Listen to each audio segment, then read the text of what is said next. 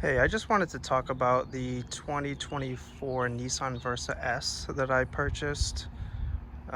It's a subcompact car, which they're not really making anymore. I think there's only like one or two comparable cars of this size out because they're just not selling well. So most manufacturers figure it's not worth it. But I really like this car. There's rumor this is the 2024 model. There's rumors that in 2025 they're just after 2025 they're gonna stop making it because again it's just not selling well. But I like it, and as an owner I just wanted to give my thoughts on it, the things I like, the things I don't like about it.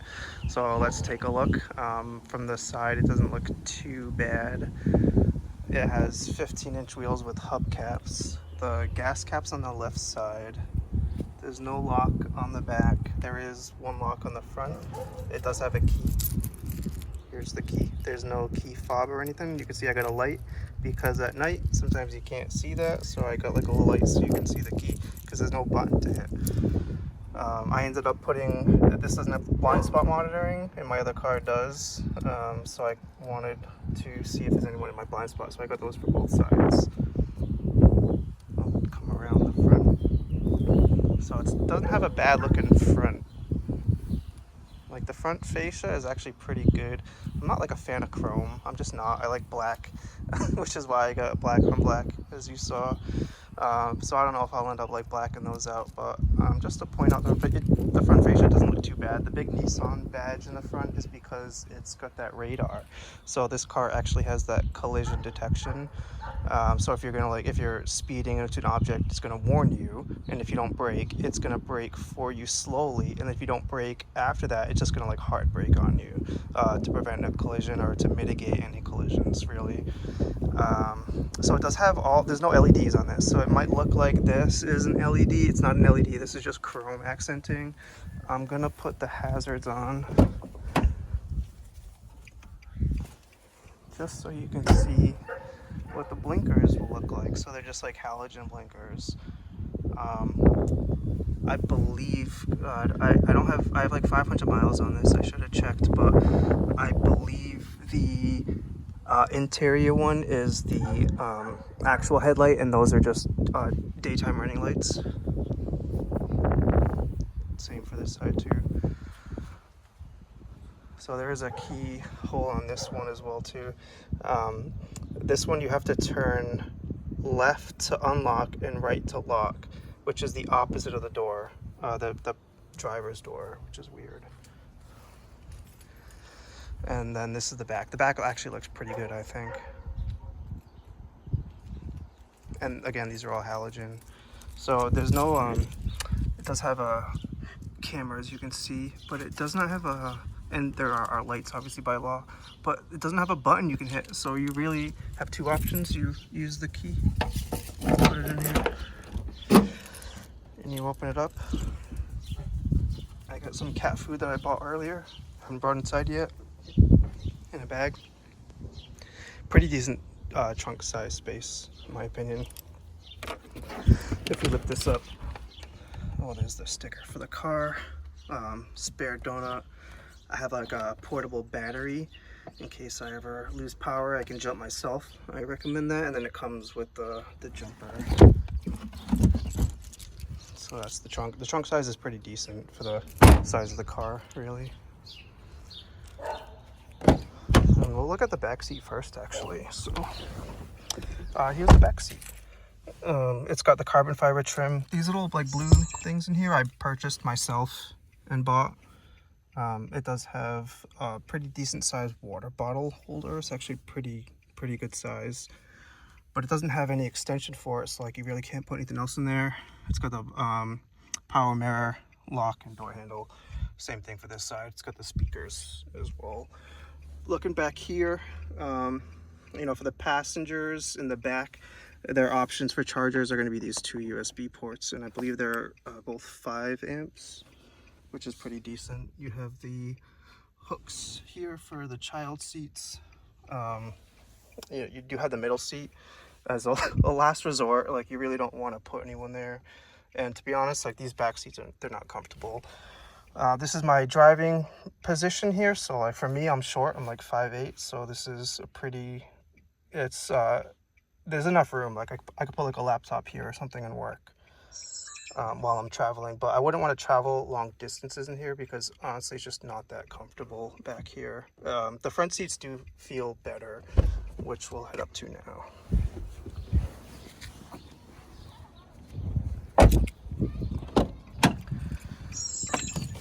Alright, so I'll turn this off. I'm gonna put the key in. Oops. So yeah, it does have a key. There's no like key fob or anything. I'm just gonna put the windows down a little bit. It's hot in here. So here's the dash panel. So I have like 36.6 miles to the gallon. Yeah, you can probably get a lot better than that. I drive a lot of city, a lot of stop and go, unfortunately. But I've seen people get like 40 plus in these Versas. And here is the infotainment. So we have like the menu, which has AM, FM, has the iPod. So if you plug your phone in, like over here, I have the plug, which goes, I just kind of routed it over here and then down into here, which has the USB-A, the aux, and then the 12 volt, and then like a little cubby hole. So I have like my little work parking pass down there, and then you can see the manual transmission, and then the original e-brake, just like the handbrake. Not an electronic one, like a actual manual one, and then there's two, as we talked about before, back there. So as far as like, so this one doesn't come with like an armrest or anything. You can buy it if you want, or you can get like a third-party one on Amazon. But this is kind of like what it gives you in terms of like storage. There's no hidden storage. There's no, yeah. So like if you really want to put anything away, you have to either buy the armrest or use the glove box or whatever. Which I don't think I mentioned this, but look at this. There's no pockets back there. I don't know why they did that. Because that wouldn't have been expensive to put in, and they're very helpful. But anyway, back to the infotainment. So we have the iPad, the Bluetooth audio. So like you can connect Bluetooth.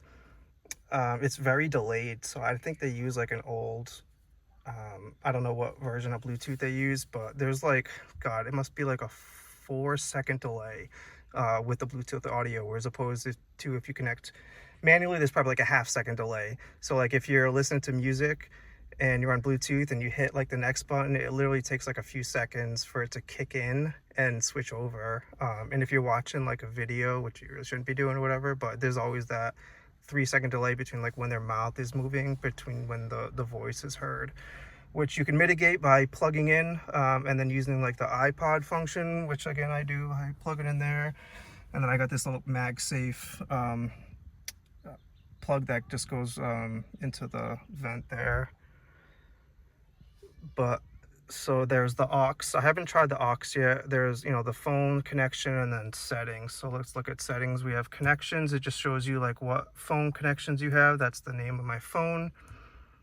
If you have like a phone book or whatever, if you want to change the sound, if you want to like, I turn the volume beeps off. Like right now it's on, now it's off because it's really annoying.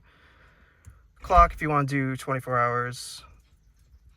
System voice, which is like Siri, which is better, I think, to just use the regular Siri. And then others, which is really nothing. If you want to just like either turn the display on or whatever. And then languages, if you want to change languages. So looking at the buttons, so we have the menu button, we have the call button if you want to quickly go to your, you know, connections. This is like a dim option, so if you want to dim it while it's on, you can. So if you don't like it's too bright, you can actually like I don't know how you lower it. I've never actually done that. Oh, you just like keep, oh, I see. There's probably like a way, oh, I don't know. Anyway. And then audio shows you like whatever you have set up here. Display, you can turn the display on and off. So if you're driving, it'll just be a black screen. And then let's say you're changing like a song, it'll just show the song at the top in like very short sequence, and then it turns off, which is kind of cool. And then you have manual buttons here for left and right. Yeah. and then you have a back button, and then the menu volume, and then the tune. And then down here we have like the physical vent switches, and you can actually hear like the vent shift in the background. It's very analog. And then the power, and then the temperature, and whether you want to use the AC. It's got the rear defrosters, the circulation internal, and then the stick shift. So this is the S trim. This has like the carbon fiber as well in the front. It has the power windows here for the front left only, and then these, they're all power, but they're not automatic. So this one, you can just like the one-touch automatic. These you'd have to like hold them down. There's a lock button. You can unlock and lock the doors, and then power windows in case you want to change the direction of the windows, the mirrors rather. So that's pretty much the front. You can see I only have 528 miles on it, so like I haven't driven this too much. It's very simple. It has like the old school mirror here. I did put a dash cam in here because I think like every car should have one. The visors are really long, and they're really big for the car. Like proportional to the car, they're relatively big. But they don't pull out or anything like that, and there's also no vanity light. So yeah, you'd have to rely on using this up here, which is, you know, they're not LEDs. I believe they're incandescents. And then these as well too. So you got this one over here, on, off, or the door, which I like to leave these off, to be honest. Like I don't like having them on. And this little thing here is the Bluetooth speaker. So like when you're talking on Bluetooth, this is like the microphone that they're gonna hear you from. So I think as far as interior goes, besides, so actually we have the gas, which is on the left hand side, the engine, and then the trunk is back there. So you have two options. You can use the key, or you can use the trunk switch here.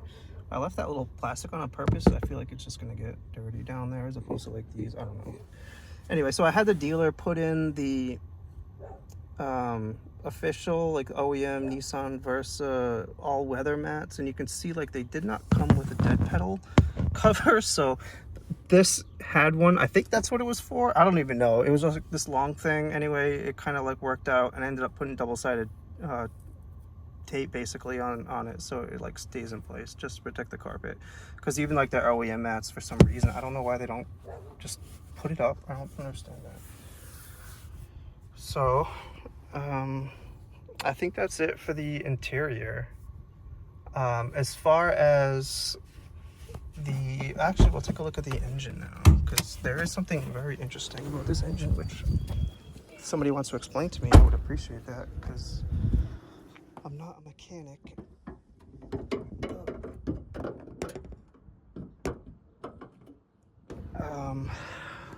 This in particular here, I was looking at, there's two port injectors per cylinder, which I don't know why. I think they said it's because it like maximizes efficiency or something, but it just seems like it's going to increase maintenance costs, and engines have had just one for so long that I don't know. But yeah, it is a 4-cylinder. It has 122 horsepower, so it's really slow. But everything's really accessible, and the cool thing about this too is like the intake's in the front, and then the exhaust is in the back, which I don't like when cars do the opposite. It doesn't make sense to me. But yeah, you can see like the windshield wiper fluids there, the coolant's over there. This is where like the engine filter is, obviously the battery. These two are fuse related, and then I think that's the power steering fluid. I don't know. I'm not a mechanic, but it's very basic, which is cool, because if you ever need to like work on it yourself or like bring it somewhere, it's not going to take a whole lot of money to fix. So I'm going to close the hood. And then from the inside, there are just some things I want to talk about because this particular video is more towards the S trims. There are 4 trims for this vehicle. There's the S manual, the S CVT, there's the SR, and then there's the SV. So I'm not going to talk about the SR and the SV because there's like a lot of other videos that show that. A lot of, like, when people get like cars to review, they usually give them like the top trim, whatever. This is the lowest trim, and to be honest with you, like, I would not want anything above this trim. I would not want the CVT. I feel like that would be like a horrible investment, and me personally, like, I don't need like the luxury of anything else because I have a Mazda CX-9, which kind of, it has a lot of that stuff, which is fine for me. It's like my family hauler, and this is my like car I take to work and just whatever, so because it gets better gas mileage. But the there's the S model manual, which cannot get Apple CarPlay, which is really disappointing. Because the SCVT can, because the SCVT has a package where it allows the car to have Apple CarPlay. They upgrade the wheels to like 16 inches, and they give you, I think, actual rims on them instead of hubcaps.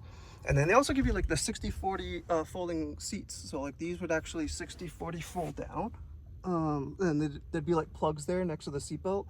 But you cannot get that. Like, you cannot have that package as an option in the manual for some reason. So you're kind of stuck with this. So it kind of sucks because, like, you know, it is what it is with the Bluetooth. You could always, you know, like, retrofit Apple CarPlay into here from like a third party if you really wanted to. I might not do that only because I don't like messing with the electronics outside of OEM too much, and I can live with like the Bluetooth, especially because I have my other car. But you know, if this is the only car, you might want to consider doing that because Apple CarPlay or in Android Auto is like really, really good as opposed to Bluetooth garbage, in my opinion. But so there's, yeah, that's, you can't get that on the S manual trim. You can only get that on the S CVT trim, so just consider that. But the S manual trim can also get like the extra accessories like the door panel lighting and stuff like that, and it gives you like the power link mirror, and you can even buy like their dash cam and stuff. But I wouldn't recommend wasting your money on any of that. If you're going to invest in that, you should get a more expensive car. That's my opinion. I bought this car because it's literally the cheapest car that you can buy in the market right now. Out the door, I got it for a little bit over $18,000, which included delivery, and I used the Nissan has like a buy at home option. So this car, you know, manual cars are rare, and like, unless it's like, you know, like a Civic Si or a Mazda Miata or anything like that, or whatever. But you know, you don't really find them in like these economy cars anymore. A lot of people just throw in CVTs or 5 speeds in them, automatic transmissions. So anyway, I had to buy this car it was like 100 miles away, and I did it all online. And the only time I actually had to physically sign paperwork was when they overnighted me like a FedEx document that I had to like sign and send back. Because it was out of state, I had to do a couple extra things like notarize the document and stuff. But for the most part, like, I didn't step inside a dealership or anything. It was almost like buying a Tesla, where you just kind of build it and they bring it to you and do the plates and everything for you. So I did pay like a little bit extra for that, but again, it was still like out the doors, like a little bit over 18,000, which is great for this car, because it's very, I mean, it's very basic. I've driven much more obviously expensive cars than this, but I like the simplicity. It's very like 90s. And it's gonna last a while especially when you take care of it with maintenance, which I like to do with all my cars. But I think the one thing I forgot to talk about was sort of these buttons over here, where, you know, if you hit this button, it's going to change the instrument panel to like all these different options, which, you know, the only one that really makes sense is this one, so it's kind of pointless, I think, in my opinion. It's also got the parking sensor. So I mentioned before that this car has crash detection. So like, if you're driving and you're gonna like hit something and not paying attention, it's gonna warn you. It's gonna flash over here somewhere. I think it's actually that light right there that we're looking at, and it's gonna say like, you know, you're gonna crash. And then if you don't stop, it's gonna basically stop for you after a couple attempts. Now this one is the other one here is the parking brake. So like if you're gonna back up into something, it's also gonna brake for you, so you don't like accidentally back up into something, which is kind of cool. It's a really good safety feature in case you just like, I don't know, you just falling asleep, I don't know, like you're just not paying attention. Like it happens sometimes when you're driving, like you're looking down and you don't notice like a parked car that you're slowly swerving into. It'll kind of like give you a heads up or whatever. A lot of these cars have it. I don't know if it's kind of weird that they included it, because it seems like that would be expensive and they could like really reduce the cost of it. So I don't know if that's like a mandated thing. I know the backup camera is. So I haven't shown you this. So I'm gonna put my foot on the clutch. Obviously, right? Start the car. It's a manual. And then I'm going to put it in reverse. And then you can see the backup camera here. So it's a pretty decent backup camera. It has those like guidelines and everything. I noticed that unfortunately, because you know this like screen quality is not the greatest, it doesn't have any like anti-glare. So if it's really sunny out, it's hard to see the backup camera like at all while you're looking. So I actually had to like look out the back window because like the backup camera just wasn't doing it. But one thing I have noticed, unlike my Mazda CX-9 here, is that when it rains out, like it doesn't drip on the camera, so it really stays dry. Like my Mazda CX-9, like when it rains out, like I have to, before I leave to work, I have to take like a paper towel or whatever and like wipe the camera down, because like there's raindrops on it and it just interferes with it so much. This one doesn't have that problem. But there's no anti-glare, so like maybe you can get like an anti-glare screen on this, and that would be really effective and it would just eliminate that problem altogether. And then yeah, you have the hazards up here too. So the other one, so that's the parking sensor, and then this is the lane departure warning, which I always turn off. You can see that it's on, now it's off. This is lane departure warning, it's not lane keep assist. Those are two different things. So lane departure warning is pointless in my opinion. I guess it's for like if you're falling asleep and you're driving on the highway, maybe you'd want to turn that on in case like you think you're gonna like doze off and you might get like a vibration on the wheel. Be like, hey man, like wake up. But it's not gonna keep you in the lane. So like, I guess maybe the only time I would do that, but that's like an emergency, right? Like you'd only want to turn it on because you shouldn't be driving like that. You should pull over somewhere as soon as possible if you're really in that state. So I guess it's good to have as like an emergency, but it's annoying to use on a daily basis, and that's just my personal opinions. And then you have the traction control. You can turn traction control off if you want to. So when you press this button, you can see what happens. I'm pressing it on and off. All of these things turn off. All right. And then you have the collision detection, which I don't know if you have to like hold it to turn it off or something, but yeah, okay. Yep, if you hold it, it turns off. Because I guess they don't want you to just like press it accidentally and then be like, oh crap, which is pretty cool. And then the steering wheel does tilt up and actually, oh, it pulls forward. Oh, I didn't know that. I had it in a good spot, so I didn't need that. But yeah, if you need it to, you can pull forward. All the seats manually adjust, right? So we have that one to put our seat back. This one kind of like pumps you up a little bit if you want to go higher, and then the one in the front down here to go back and forth. And it's really it's the same for this one as well. So yeah, water bottles with the slits there for extra storage. Which is not, again, included in the back seats.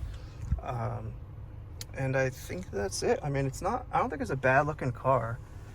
It's really small, and which can be kind of deadly in a way, because some of these cars are getting so big. Like I'm driving on the car sometimes and I feel like people can't see me. Like one time somebody's just going to turn right into my lane because I was in their blind spot, but and they couldn't see me and they were going to like crash into me, so I had to like honk at them to let them know that, you know, please don't hit me.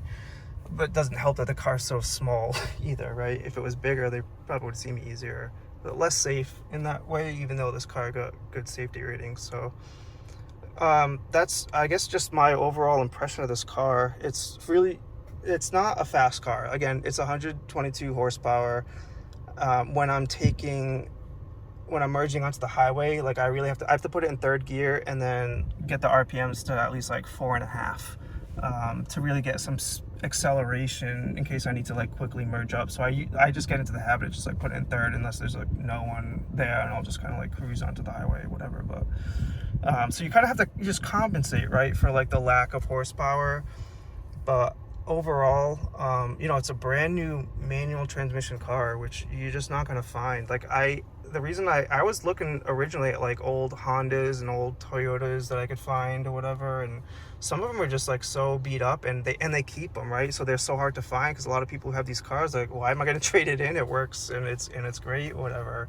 So it's really cool to see Nissan making this despite not allowing it to get the what they call the S Plus package, which gives it the like the Apple CarPlay and the folded seats. Because like if I had Apple CarPlay and the folded seats, this car would be so much better, and it would be so like well worth the money. It would be such a good value for it.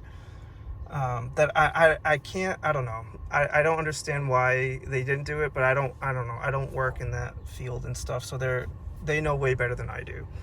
But it doesn't have it at the end of the day, and you can look at that on the website, compare the models and stuff. But I wanted to give my perspective on this car, especially the S base trim and manual transmission, because you don't really see it. A lot of the videos that I tried to look at online were about like the SV trim or even like the SCVT trim, which doesn't give you like a good perspective of the car, because you never know. Like when you're looking at it, you're like, oh, is that because it's like a CVT, or is that because of the S? So like this is what the S manual transmission looks like.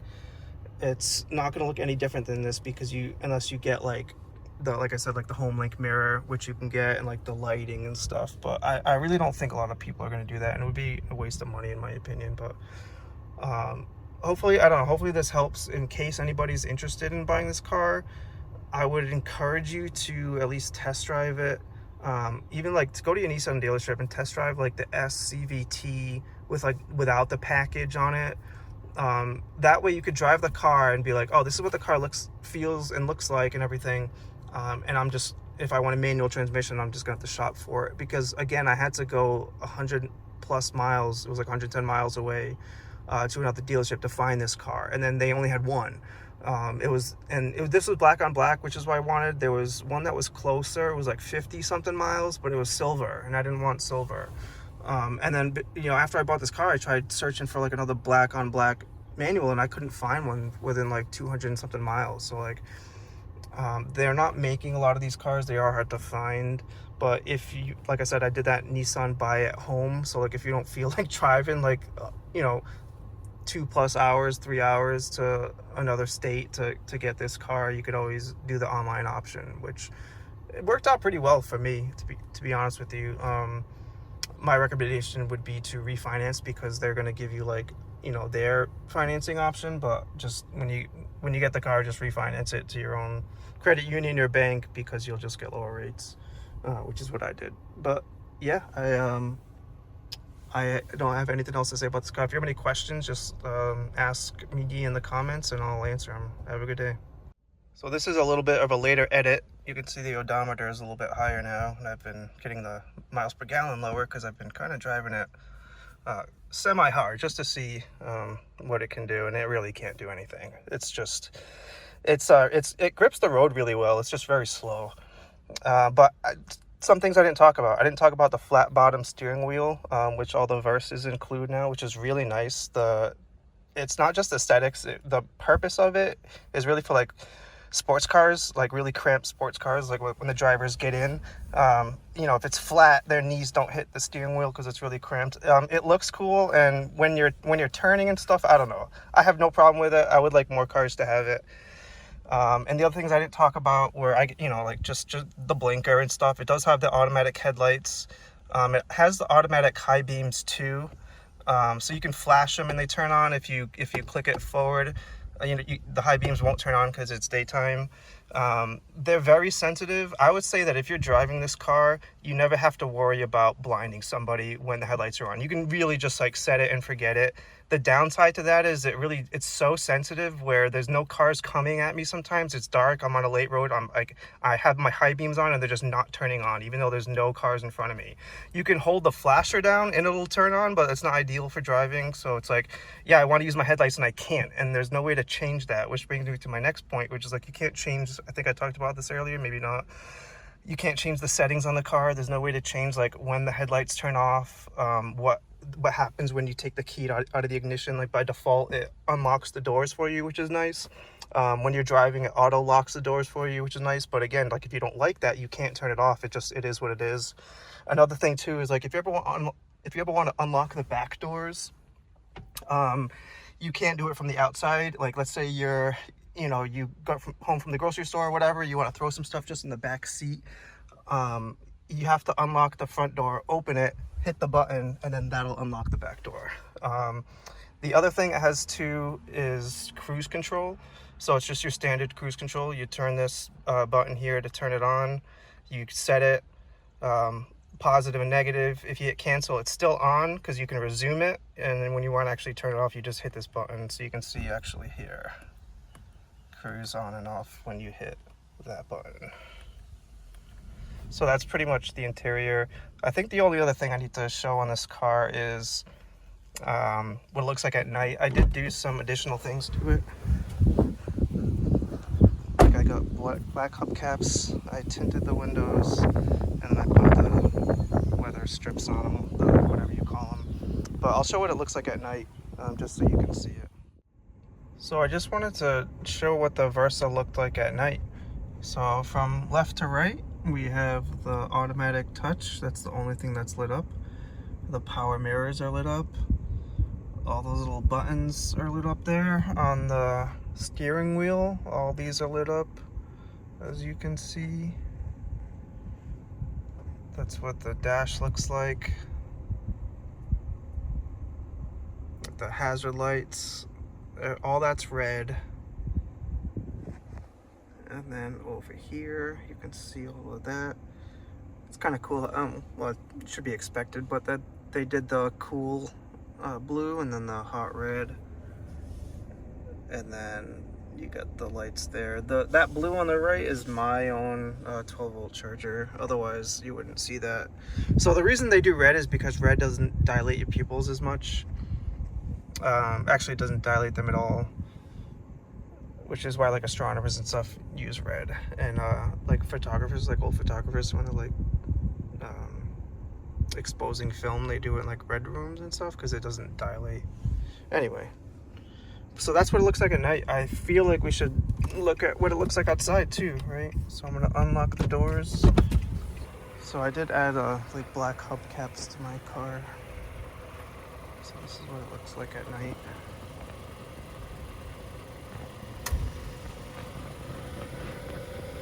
No LEDs, right? Halogens. That's just like a chrome accent. And then on the back.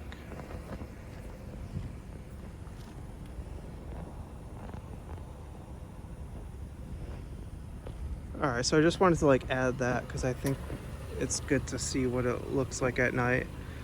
I also added these wind guards. These are like really easy to add. I was surprised by how easy they were. Even the hubcaps were like really easy to add on. All right, so this is the Versa. Like now you can see like the miles on it. 670. I'm driving it. I like it. It's really slow. You have to get used to how slow it is and compensate by like switching it into the appropriate gear. But as a little small car, I've been going ham on it. So like you can see my MPG has dropped, but I also wanted to kind of explore the car, and I do like a lot of city driving. So yeah, if you guys have any questions, just let me know. I love this car though.